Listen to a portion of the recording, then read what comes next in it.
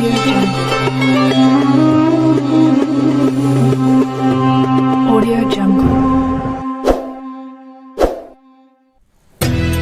Assalamualaikum warahmatullahi wabarakatuh. Alhamdulillahirabbil alamin wa bihi nasta'in ala umuri dunya waddin.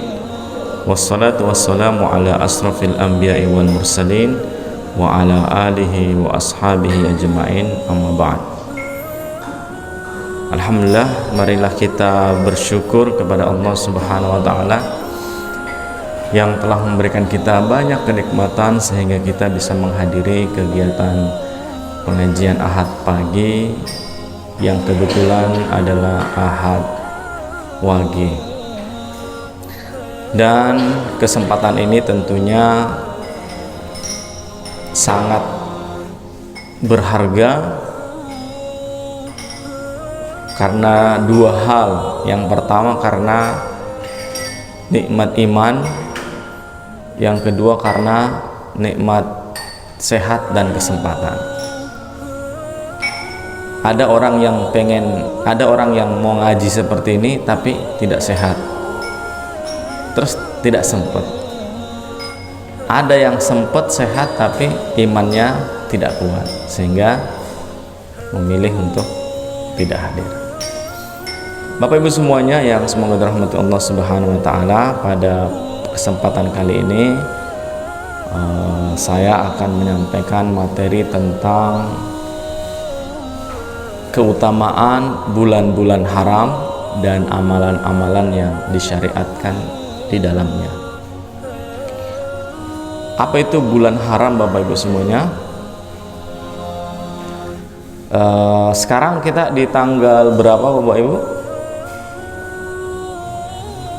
Tanggal 22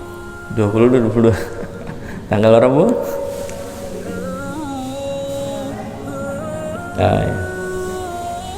Bulan Juni atau Juli?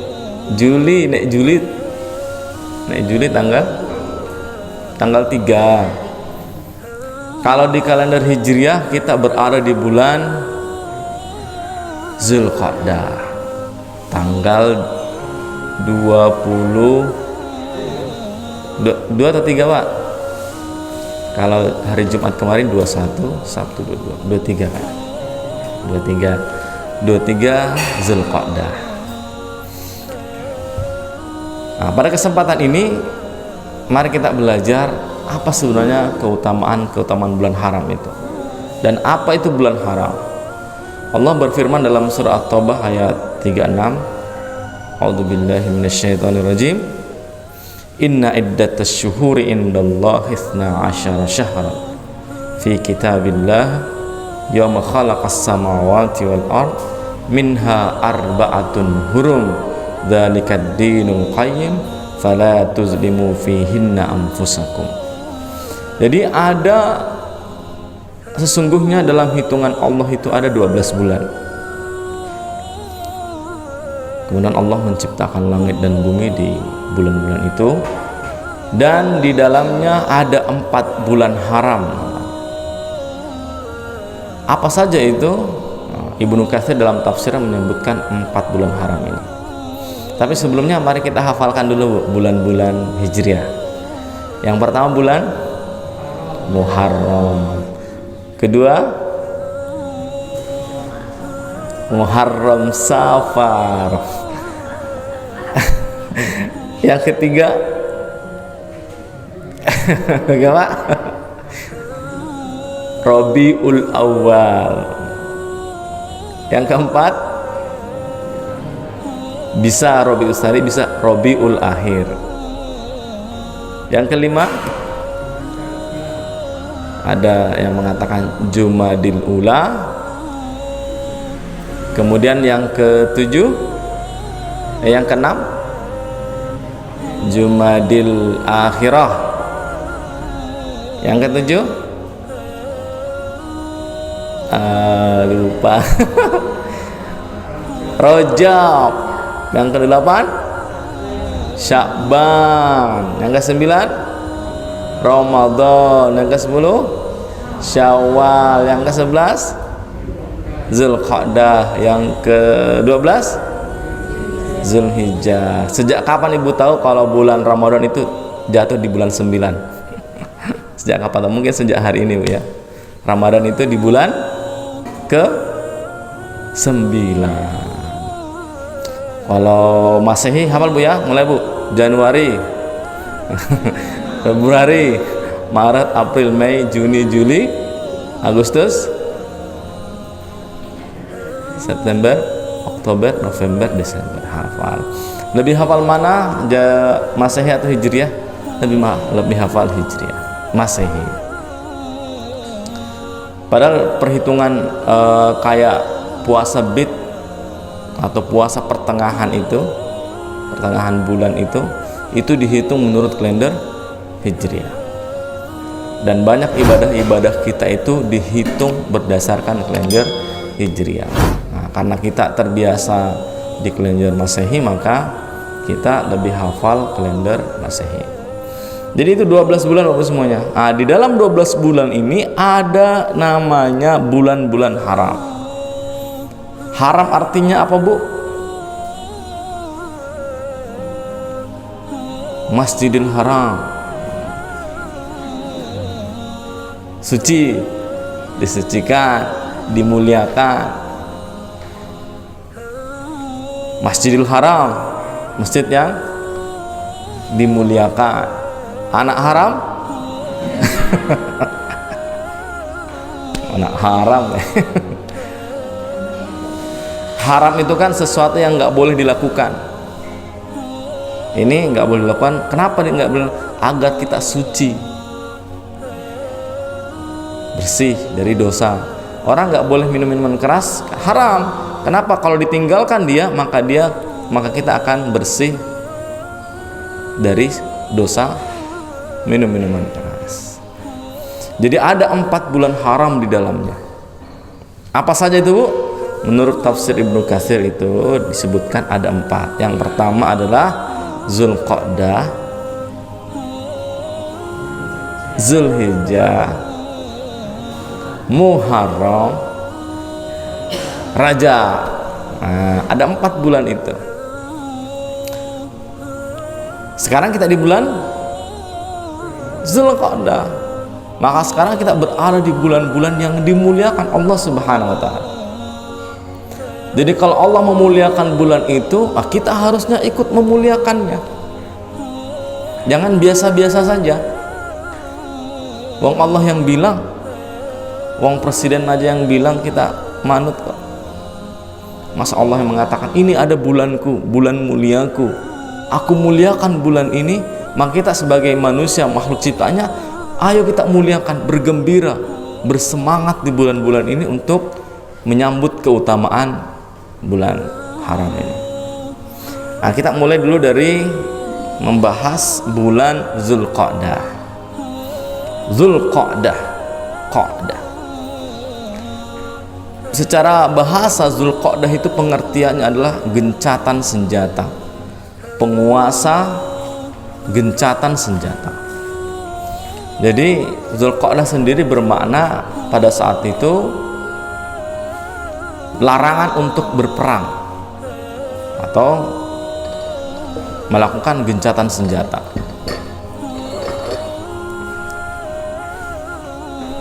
Bulan Zulqa'dah ini termasuk bulan-bulan haji, al-ashhur al-hajj. Biasanya jamaah Indonesia berangkat haji bulan apa, Bu? Syawal sudah mulai berangkat itu. Zulqa'dah. Sekarang sudah berangkat atau belum? Belum berangkat. Berangkatnya kapan? Insya Allah kalau normal kembali tahun 2002.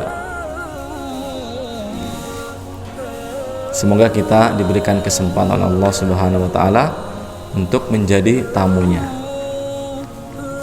Kalau di sini sudah hajjah dan haji semua, Bu, ya. Alhamdulillah, kesempatan yang belum tentu bisa dimiliki oleh semua kaum muslimin.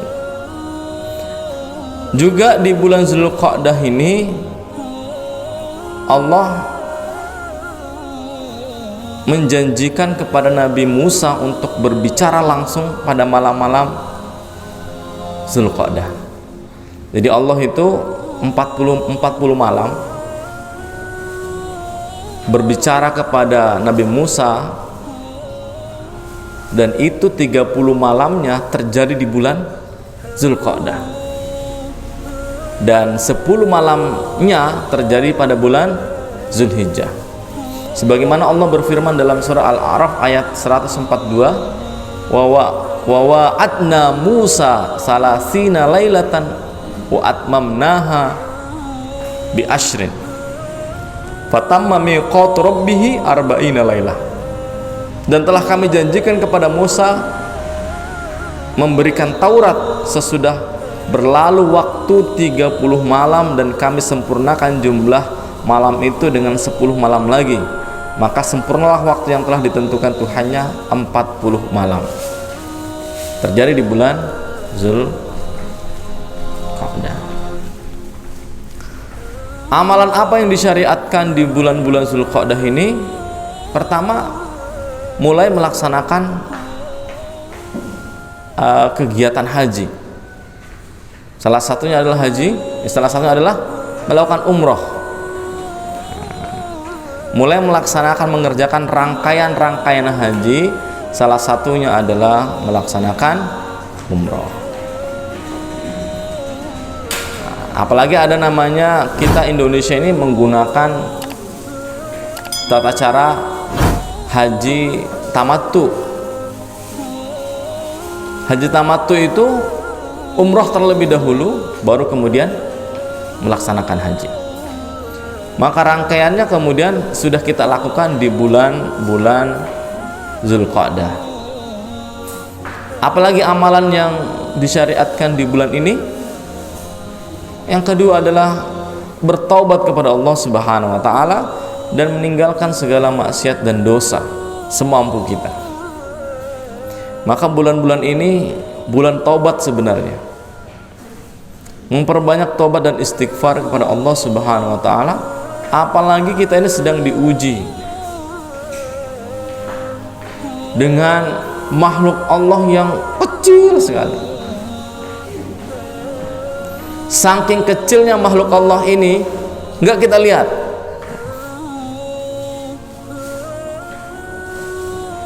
Corona ini ciptaan siapa? Ciptaan Allah Subhanahu wa taala. Makhluk Allah. Dan kita baru diuji dengan makhluk yang kecil ini, kita sudah tidak berdaya. Di bulan ini ada kemarin ya dimulai ditetapkan namanya apa? PPKN PPKM. Kenapa? Karena ada lonjakan yang tinggi. Harusnya ujian ini kemudian kita, bangsa Indonesia ini banyak bertobat dan beristighfar kepada Allah Subhanahu wa taala, apalagi di bulan-bulan Zulqa'dah.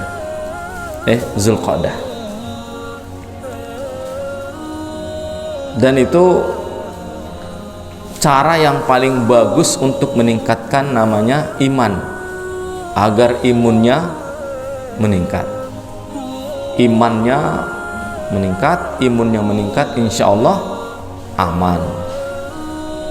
Kalau imannya turun, imunnya juga turun, nah ini virusnya senang. Maka Bapak Ibu semuanya, di bulan Zulqa'dah ini mari kita mulai untuk bermuhasabah diri, memperbanyak beristighfar, bertobat kepada Allah Subhanahu wa taala. Tobat kita di malam-malam hari minimal 100 kali, sebagaimana di dalam hadis disebutkan bahwa Nabi tidak pernah kurang dari 100 kali beristighfar dalam sehari semalam. Nabi yang dijamin surga, yang diampuni dosanya, itu saja masih beristighfar sebanyak itu. Kita tentunya yang setiap desahan napas ini kadang dosa yang kita lakukan, maka lebih pantas untuk lebih banyak daripada itu. Yang ketiga yang bisa kita lakukan di bulan Zulqa'dah adalah memperbanyak puasa. Puasanya puasa-puasa yang disunnahkan. Minimal puasa Senin dan Kamis.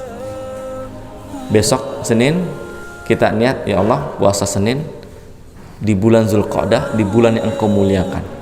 Karena kenapa, Bu? Orang yang beramal di bulan-bulan haram itu pahalanya dilipat gandakan.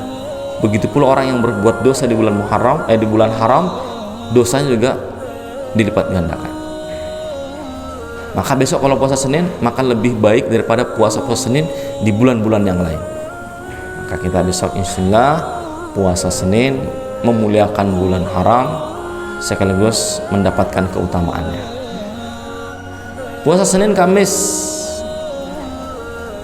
kalau mau ditambahi lagi nanti puasa bid, ayyamul bid, 11, 12, 13 Zulqa'dah. Udah selesai belum? Udah selesai ya. Karena kita sekarang sudah 23 Zulqa'dah, udah selesai. Kalau mau selama bulan haram, Zulqa'dah, Zulhijjah, Muharram, Rajab, nanti puasa Daud boleh. Puasa Daud itu sehari puasa, sehari tidak berpuasa. Badannya kurang sehat, puasa wajib aja boleh ditinggalkan. Ibadah itu nggak boleh merusak tubuh kita, malah tidak berpahala.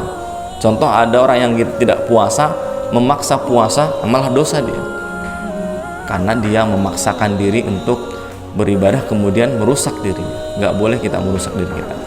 Allah itu memberikan kelonggaran, kebaikan di dalam syariatnya. Ada kemudahan. Nabi itu kalau diberikan dua pilihan, maka Nabi memilih yang paling mudah. Kita nggak boleh mempersulit diri. Maka ada 3 sahabat itu yang mengatakan, ya Rasulullah, saya mau bangun malam, tidak akan pernah tidur di malam-malam hari. Ya Allah, ya Rasulullah, saya akan tidak menikah, mau beribadah terus, nggak mau nikah. Mau nikah itu capek, ngurus istri, wah, mana tiap bulan minta, wah, nggak mau, saya tak mau ibadah terus, nggak mau nikah. Ada yang mengatakan, saya tak puasa terus, nggak mau berbuka, ingin mendekat kepada Allah Subhanahu. Nabi melarang, saya ini sholat malam juga tidur, saya ini ibadah juga menikah, saya ini berpuasa juga berbuka. Di dalam beragama ini nggak boleh juga gulu berlebih-lebihan. Kalau sakit ibu tidak berpuasa. Sakit apa yang bisa diamalkan di saat sakit? Membaca istighfar, astagfirullah, 2 kalimat, subhanallah wa bihamdi, subhanallahil azim, apalagi tahlil la ilaha illallah, apalagi subhanallah walhamdulillah wa la ilaha illallah wallahu akbar. Banyak yang bisa lakukan ketika dalam kondisi sakit. Yang sehat-sehat nih, ibu yang masih muda, sehat dan lain sebagainya. Dan memperbanyak amal soleh. Amal soleh bisa dilakukan, sedekah, apalagi salat sunnah duha, salat sunnah, apalagi rawatib, apalagi dikatakan dalam hadis di dalam kitab Riyadhus Shalihin, barang siapa yang menjaga 12 rakaat salat rawatib akan dibangunkan rumah di surga. Ada yang mengatakan 10, ada yang mengatakan 12. Dua-duanya boleh. Nah, kalau mau diskon 10 aja. 10 dilakukan rawatib, maka akan dibangunkan rumah di surga. Bagi bapak ibu semua yang belum punya rumah di dunia, punya rumah di surga dulu. Nek rumahnya sudah jadi, nanti ibu dipanggil di bulan. Rumahnya sudah jadi. Gitu ya, Bu? Amalan tuh ya. Amalan soleh, salat sunnah, rawatib, duha, salat malam kalau bisa, dan salat yang lain, tahiyatul masjid dan lain sebagainya. Nah, itulah kira-kira amalan-amalan yang bisa kita maksimalkan di bulan haram ini. ya. Kalau umroh belum jelas nggak bisa Bu ya. Di samping tidak boleh ke sana, uang kita nggak cukup untuk ke sana. Tapi kalau Allah ingin manggil ke sana, mudah bagi Allah untuk memberangkatkan kita menjadi tamu Allah di Baitullah. Baik Bapak semuanya, bulan yang pertama tadi Zulqa'dah, bulan yang kedua adalah Zulhijjah, termasuk bulan-bulan haram, bulan-bulan yang dimuliakan oleh Allah Subhanahu wa taala. Bulan Zulhijjah ini adalah bulan yang ke 12.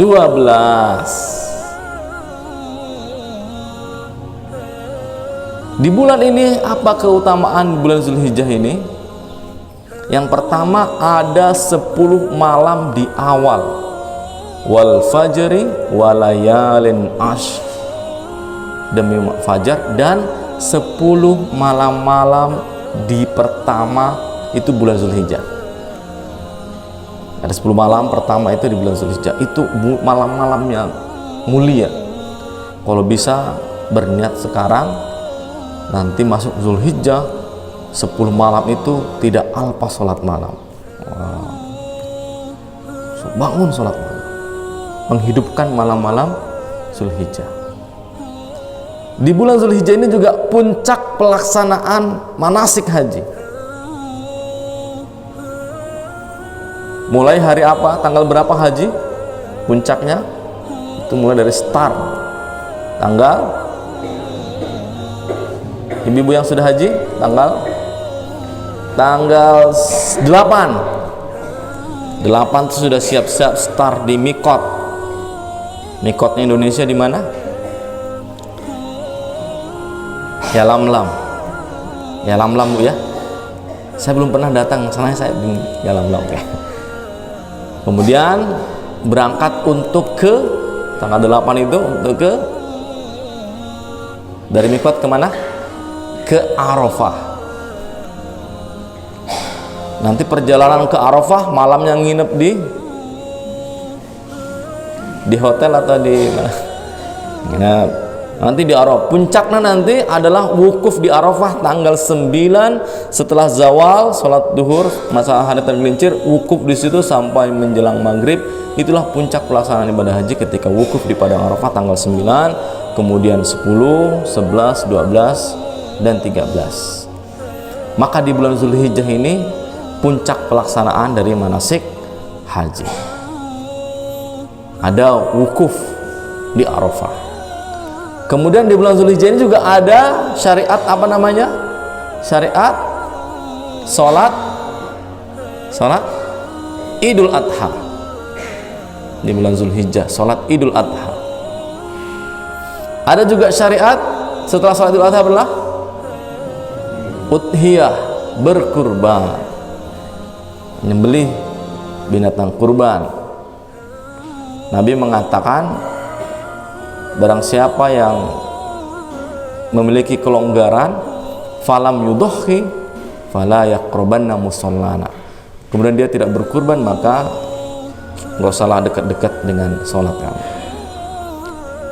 Maka ada yang ulama-ulama mengatakan wajib hukumnya bagi yang mampu, ada yang hanya sampai sunnah muakkad. Tapi kemarin ada putusan anjuran dari pimpinan pusat Muhammadiyah untuk kurban tahun ini boleh saja dialihkan untuk membantu saudara-saudara kita yang berdampak COVID gitu ya. Tapi yang mau berkurban silahkan, yang mau mengalihkan juga nggak apa-apa, boleh saja. Kalau sudah berkurban, nah nanti dagingnya tinggal dimasakkan, dibuatkan untuk teman-teman kita yang kekurangan atau terdampak COVID gitu ya. Ada syariat sholat Idul Adha, ada syariat kurban, dan di bulan Zulhijjah ini turun ayat Quran surah Al-Maidah yang menjelaskan tentang kesempurnaan agama Islam. Jadi di bulan yang terakhir, di bulan Zulhijjah, turun ayat yang menjelaskan bahwa agama ini telah sempurna, ditutup al-yauma akmaltu lakum dinakum. Jadi pas waktunya. Dari Muharram ditutup di bulan Zulhijjah, dan kemudian ayat yang terakhir menjelaskan bahwa telah sempurna agama ini dan telah diridhoi Islam sebagai agama. Baik, itulah kira-kira yang terjadi di bulan Zulhijjah. Nah, sekarang amalan apa yang mau kita laksanakan di bulan Zulhijjah? Amalan-amalan apa yang disyariatkan? Tentunya yang pertama adalah melaksanakan haji dan umroh. Itu amalan yang disyariatkan. Karena pahala orang yang berhaji dan umroh ini besar sekali. Al-hajju al-mabrur laisa lahu jazaa illal jannah. Jadi haji yang mabrur itu balasannya surga. Yang kedua, amalan yang bisa kita lakukan di bulan Zulhijjah adalah berpuasa di hari Arafah. Namanya puasa Arafah. Tanggal berapa? Tanggal 9 Zulhijjah. Bagi yang tidak haji, maka kita berpuasa di hari Arafah pada tanggal 9 Zulhijjah. Nanti HP-nya yang punya kalendernya langsung disetting, cari tanggal 9 Zulhijjah hari apa, disetting itu puasa Arafah. Tanggal 11, 12, 13 puasa hari-hari Ayyamul Bid. Kalau Zulhijjah ada namanya hari tasyrik, tidak boleh berpuasa. Kemudian amalan yang bisa kita lakukan di bulan Zulhijjah yaitu memperbanyak takbir, tahmid dan takbir. Takbir, tahmid dan tahlil. Allahu akbar, Allahu akbar kabira, Allahu akbar kabira. Tahmid, alhamdulillah, subhanallah, la ilaha illallah. Itu memperbanyak membaca itu di bulan Zulhijjah. Ada yang mengatakan di awal-awal tanggal 1 sampai tanggal 10 memperbanyak itu. Ada yang mengatakan bisa setelah sholat subuh pada hari Arafah dimulai sampai nanti tanggal 13. Makanya biasanya kalau bulan-bulan Zulhijjah ini habis sholat, imamnya langsung memimpin untuk membaca takbir, tahmid dan tahlil. Apa lafaz takbir? Allahu akbar kabira, atau Allahu akbar la ilaha illallah wallahu akbar walillahil hamd. Dibaca, nggak harus di masjid, sambil jalan, sambil goreng nasi, sambil bersihkan rumah, takbir Allahu akbar. Apalagi amalan yang bisa kita lakukan yaitu bertobat dan meninggalkan kemaksiatan, istighfar, bertobat, dan menghindari dosa-dosa yang mendatangkan keburukan. Terus memperbanyak amal-amal soleh kebaikan. Pokoknya kencengin amal-amal soleh, amal-amal sunnah kalau bisa langsung dikerjakan. Kemudian yang selanjutnya adalah melaksanakan sholat Idul Adha dan mendengarkan khutbah. Saya nggak tahu di sini nanti diadakan sholat Idul Adha atau tidak. Yang jelas di daerah-daerah yang berdampak itu nggak boleh melaksanakan sholat Idul Adha. Ya nanti tinggal izin. Nah, boleh nggak izin nanti terserah. Saya sudah dapat jadwal khutbah di daerah sana, Sawangan boleh kayaknya. Kan gak asik Bu ya pas sholat terus dibubarin kan, bubar. Izin dulu, terus kemudian prokes, kemudian sholat Idul Adha, dengarkan khutbah. Insya Allah iman aman. Oh enggak, yang di lapangan lebih luas, udara lebih panas, dan insya Allah ya, betul. Saya dengar teman-teman yang sembuh dari COVID itu banyak cerita-cerita yang bagus. Ada yang ketika dia positif, dia dinasihati untuk baca Al-Quran dengan suara keras. kemudian dia baca Al-Quran dengan keyakinan bahwa yang membuat mati kita bukan virus tapi Allah, dan virus ini adalah makhluk Allah. Maka ketika dibacakan Al-Quran dia melemah, baca Al-Quran melemah, dia melemah, dan akhirnya qadarullah dia sembuh membaca Al-Quran dengan suara keras. Virusnya juga takut kan. Ada juga yang sembuh ketika dia sakit, kemudian antara sadar dan tidak dia mendengar bisikan untuk berbanyak sedekah. Kemudian dia bangun, dia cari dompetnya, dilihat isinya, habis isinya. Oh. Tapi nggak bisa keluar karena isolasi di rumah sakit.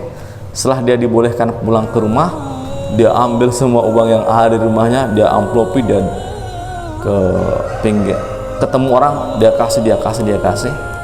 Alhamdulillah, 2 temennya meninggal dunia seangkatan yang kena COVID. Alhamdulillah beliau meskipun lama 14 hari di rumah sakit, 14 hari isoman, dicek lagi masih positif, 14 hari lagi, 14.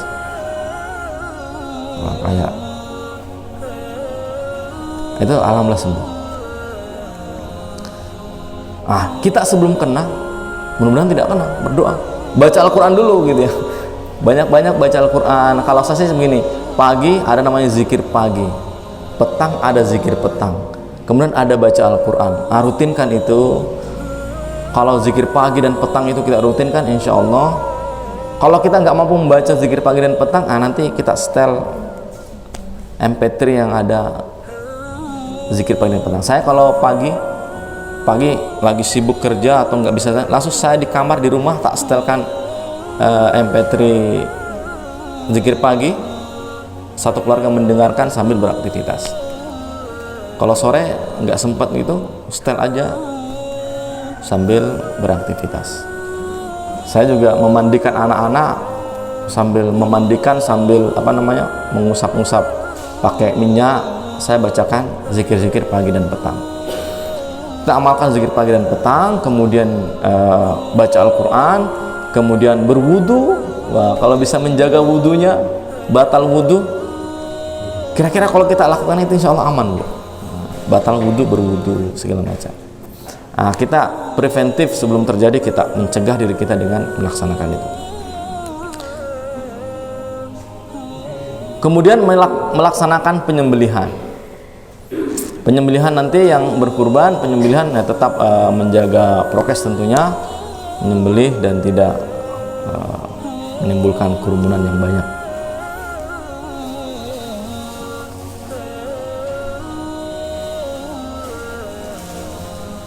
Berhubung waktu tinggal 15 menit, saya lanjutkan. Yang ketiga adalah bulan Muharram. Bulan Muharram ini adalah bulan pertama dalam kalender Hijriah. Muharram artinya diharamkan, dimuliakan, atau pantangan. Artinya ada pantangan-pantangan yang nggak boleh dilakukan di bulan Muharram. Apa pantangan yang nggak boleh dilakukan di bulan Muharram? Yaitu melakukan kemaksiatan. Bukan sebaliknya, pantangan di bulan Muharram nggak boleh menikahkan, nggak boleh melakukan akad pernikahan, nggak boleh jualan, nggak boleh bepergian. Itu bukan yang itu yang dimaksud. Itu termasuk khurafat. Ustadz saya itu karena ingin melawan khurafat ini, katanya nggak boleh menikahkan anak di tanggal 1 Muharram. Maka ustadz saya bahkan mengadakan akad nikah dan walimah di 1 Muharram. Alhamdulillah itu banyak anaknya itu, dan sakinah mawaddah warahmah. Jadi yang tidak boleh dilakukan di bulan Muharram adalah segala bentuk kemaksiatan dan dosa semampu yang kita lakukan. Kemudian bulan Muharram ini juga diberi nama oleh Allah melalui hadisnya Nabi, itu Syahrullah, artinya bulannya Allah. Jadi kalau sesuatu benda itu disandingkan dengan nama Allah, maka dia menjadi mulia. Rumah disandingkan nama Allah menjadi Baitullah, mulia. Bulan syahr disandingkan dengan nama Allah Syahrullah, bulannya Allah, maka dia menjadi mulia. Nah, Muharram itu nama lainnya adalah Syahrullah. Saya Syahrul To, Syahrul To, Syahrul Til. Nggak tahu bapak saya kok dikasih nama itu. Karena namanya pasaran jadi tenggelam terus. Buka internet, ketik Syahrul, yang muncul Syahrul Gubernur, Syahrul Artis. Saya nggak muncul-muncul namanya, di bawah terus. Resiko. An Abi Hurairah radhiyallahu anhu qala qala Rasulullah sallallahu alaihi wasallam, afdhalus siyami ba'da Ramadan syahrullah. Sebaik-baik puasa setelah puasa Ramadan adalah bulan Muharram atau Syahrullah. Wa afdhalus sholati ba'dal fardhati sholatul lail. Dan seutama-utama salat setelah salat wajib adalah salat malam. Amalan yang disyariatkan di bulan Muharram ini, ada amalan puasa di sini yang dikenal dengan nama puasa Asyura. Puasa Asyura ini ada 3 bentuk pelaksanaan yang boleh kita lakukan. Yang pertama, dilaksanakan pada tanggal 9, 10, 11 qablahu wa ba'dah. Sebelum tanggal 10, 9, setelah tanggal 10, 11. Kemudian yang kedua bisa dilaksanakan 2 hari, tanggal 9 sama tanggal 10. Nabi melaksanakan puasa Asyura, kemudian memerintahkan puasa ini kepada umatnya. Tapi para sahabat gelisah pada saat itu, ya Rasulullah, orang-orang Yahudi itu kalau tanggal 10 Muharram mereka puasa, orang-orang Nasrani juga. Lah, bukankah engkau melarang kita untuk tasyabbuh, bermirip-mirip, mencontoh-contoh orang-orang Yahudi dan Nasrani? Maka Nabi mengatakan, insya Allah tanggal 9-nya tahun depan kita berpuasa, untuk menyelisihi biar tidak sama dengan orang Yahudi dan Nasrani. Tapi kemudian Nabi wafat sebelum melaksanakan tanggal 9, makanya namanya dinamakan sunnah hamiyah, sunnah yang diinginkan oleh Nabi tapi belum terlaksana. Maka menggabungkan 2 sunnah, sunnah fi'liyah, Nabi melaksanakan sunnah fi'liyahnya tanggal 10, dan sunnah hamiyah, keinginan Nabi tanggal 9, maka kita melaksanakan puasa pada tanggal 9 dan 10 Zulhijjah. Muharram. Kemudian dijelaskan juga ketika Nabi di Madinah, Nabi melihat orang-orang Yahudi itu memuliakan tanggal 10 Muharram. Maka Nabi mengatakan, mahada, apa ini? Mengapa kalian di bulan tanggal 10 Muharram kok berpuasa dan memuliakan?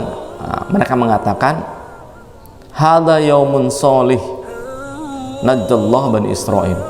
Ini adalah hari kemenangan karena Allah menyelamatkan Nabi Musa dan Bani Israel.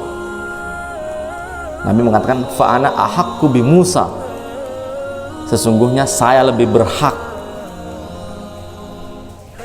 untuk memuliakan, mengikuti, melanjutkan syariat Nabi Musa daripada orang Yahudi. Maka sini kemudian puasa Asyura ini salah satunya adalah melanjutkan syariat Nabi sesudahnya. Jadi situlah letaknya. Dan yang boleh melaksanakan puasa Asyura hanya pada tanggal 10 saja, tanpa bermaksud untuk mengikuti tradisi orang-orang Yahudi dan Nasrani. Karena puasa Asyura itu akan menghapus dosa setahun yang lalu. Tentunya ini dosa-dosa kecil, dosa-dosa besar ya, kita bertobat kepada Allah Subhanahu wa taala. Dan mari kita memperbanyak amal soleh di bulan Muharram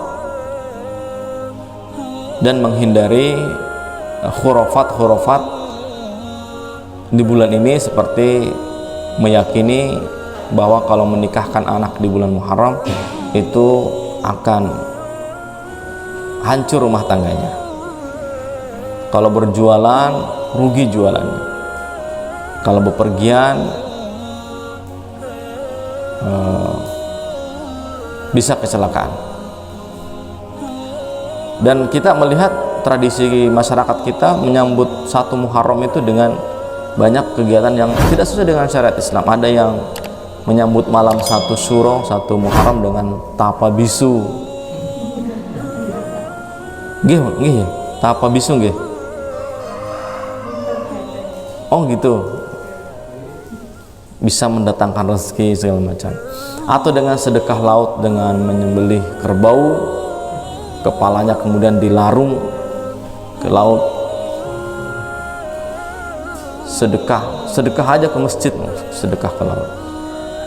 Insya Allah laut ini Allah yang jaga, ada malaikatnya. Jadi gunung penjaganya siapa? Ada malaikatnya. Sungai-sungai ada malaikatnya. Lautan ada malaikatnya. Allah sudah mengirim bala tentaranya untuk menjaga ciptaan. Makanya kalau kita naik ke gunung baca bismillah, kemudian di situ ada malaikat yang menjaga. Jangan malah izin sama penunggunya. Bah, izin bah. Kalau mau camping, itu ketika manusia datang ke pegunungan, kemudian setan jin yang ada di situ, mereka menghindar pergi. Jadi mereka menghindar pergi karena manusia itu mulia. Mereka takut kepada, jadi jin dan setan takut sebenarnya kepada manusia karena manusia itu mulia. Ketika mereka datang, mereka menyingkir. Tapi ketika manusia mengatakan, "Mbah, izin mbah," orang mulia kok minta tolong ke saya, dia terus datang lagi, tak ganggu sekalian. Lewat pohon besar sambil izin mbah, izin mbah, izin. Situ ada penjaganya malaikat. Atau padusan ya. Bulan Muharram terus padusan di air 7 warna ke Wonosobo, ketemu semua airnya. Terakhir Bapak semuanya bulan Rajab. Kita mah padusan tiap hari Bu ya, pagi dan petang. Ada orang yang padusan setahun sekali, yaitu bulan Muharram. Sekarang bulan Rajab, bulan yang keberapa? 7. Lagi menghitung belum ketemu langsung kapan ya. Di bulan Rajab ini terjadi perang Tabuk, perang yang dahsyat, yang jauh perjalanannya, perang yang begitu menguras energi, terjadi di bulan Muharram. Kemudian pembebasan Al-Aqsa dari tentara salib di bulan Muharram. Kemudian terjadi peristiwa Isra dan Mi'raj di bulan Rajab. Jadi peristiwa Allah menghibur Nabi kita dengan perjalanan Isra dan Mi'raj itu di bulan Rajab. Mari kita memperbanyak puasa-puasa sunnah di bulan ini dan melakukan amal-amal soleh. Tidak ada puasa khusus di bulan Rajab. Yang bisa kita lakukan adalah melaksanakan puasa yang sudah disyariatkan. Contohnya Senin Kamis, atau mau Daud, atau mau puasa Ayyamul Bid. Bisa kita melaksanakan umroh di bulan Rajab, kemudian kita menjauhi maksiat di bulan Rajab. Tidak ada sholat khusus di bulan Rajab dan tidak ada puasa khusus di bulan Rajab. Itulah tadi 4 bulan-bulan haram yang semoga kita bisa maksimalkan. Mumpung kita masih hidup, kita maksimalkan. Karena kalau kita sudah tidak hidup, itu sudah nggak beramal lagi kita. selesai urusannya.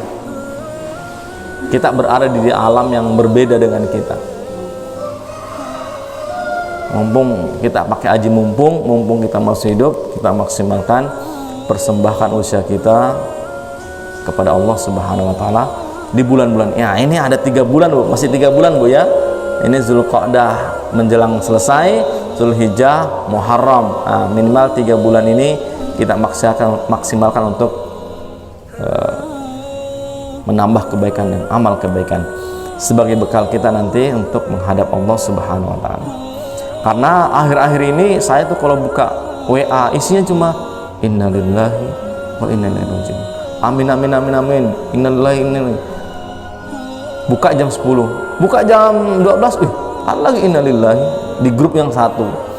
Buka Facebook isinya juga innalillahi inna ilaihi. Buka Instagram isinya juga innalillahi wa inna ilaihi raji'un. Dan rata-rata juga masih muda dan lain sebagainya. Maka Bapak Ibu semuanya, mari kita maksimalkan dan semoga Allah tetap memberikan kita kesehatan, kesempatan untuk terus memperbanyak bekal dan amal kebaikan. Mari kita hafalkan bulan-bulan Hijriah. 1. Muharram, Safar, Rabiul Awal, Rabiul Akhir, Jumadil Ula, Jumadil Akhir, Rajab, Sya'ban, Ramadan, Syawal, Zulqa'dah, Zulhijjah. Yang hafal angkat tangan, saya kasih hadiah. Pripun? Pripun, Bu? Ibu-ibu deh. Pripun, Bu? Oh, ini khusus yang sudah hafal. Nah, yang sudah hafal, acungkan tangan, saya kasih hadiah. Hadiahnya 2 pastel. Ayo, Bu, hafalkan, Bu. Dihafalkan, Bu, ya. Mudah-mudahan. Nah, tebak-tebakan. Syawal bulan keberapa? Ayo. Syawal bulan keberapa? Ada yang 10, ada 11. Ini ada perbedaan pendapat para ulama ini. 10. Oh, 10. Oh, 9. Ibu 9. Oh.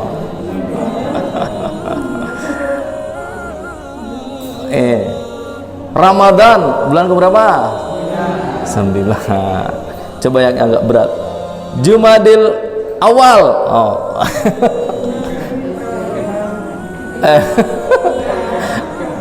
5, 3, 5, 4.